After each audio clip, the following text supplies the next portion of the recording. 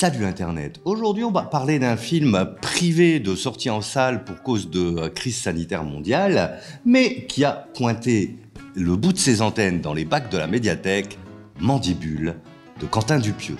Il y sera question de l'amitié indéfectible entre deux compères au cerveau modeste mais créatif, d'un quiproquo vacancier et d'une mouche certes encombrante mais prometteuse de lendemain qui chante.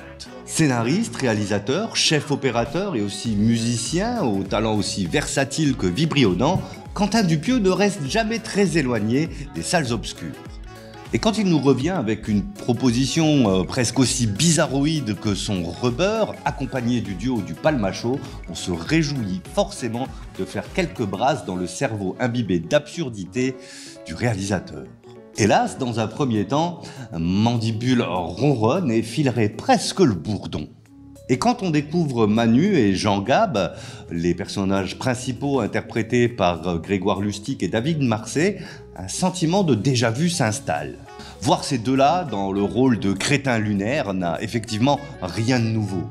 Et si ça ne sonne pas faux, eh bien ça sonne familier. Et précisément, la force du vertige de Quentin Dupieux, c'est son unicité, sa bizarrerie étrange et rigolarde. Bref, on est loin du magnétisme intranquille d'un Jean Dujardin dans le Dain.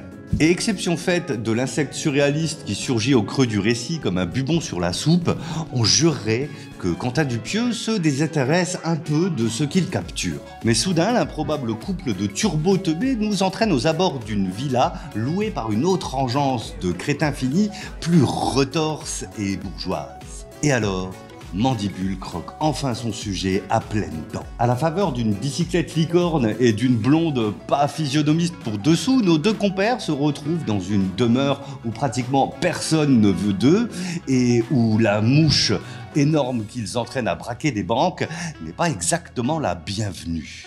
À ce moment, on dit adieu à la mélopée en duo et le film bascule dans quelque chose d'inédit pour Quentin Dupieux, à savoir le récit choral, ou plutôt l'atomisation de celui-ci. Sous ces faux airs de comédie estivale réalisés entre deux têtes dans la piscine, le film devient alors invraisemblablement drôle et acide. Et c'est là que ressurgit tout le plaisir à la fois adolescent et faussement superficiel, mais toujours musical, de la distorsion des relations et des classes sociales. Et la partition hilarante d'Adèle Exarchopoulos en est la parfaite illustration. Absolument rien ne lui résiste et qu'elle tente de dire un mot de sa recette de paupiette, de piéger un adversaire récalcitrant ou qu'elle passe pour une psychopathe finie auprès de ses amis, elle est le détonateur qu'attendait tout ce petit monde pour voler en éclats. Insupportable victime d'un accident de ski qui semble lui avoir dérobé aussi bien la pudeur qu'une diction correcte, elle dynamite tout ce qui reste de rationnel dans le film. Et comme souvent chez Dupieux, la dissonance des sons précède celle des chairs.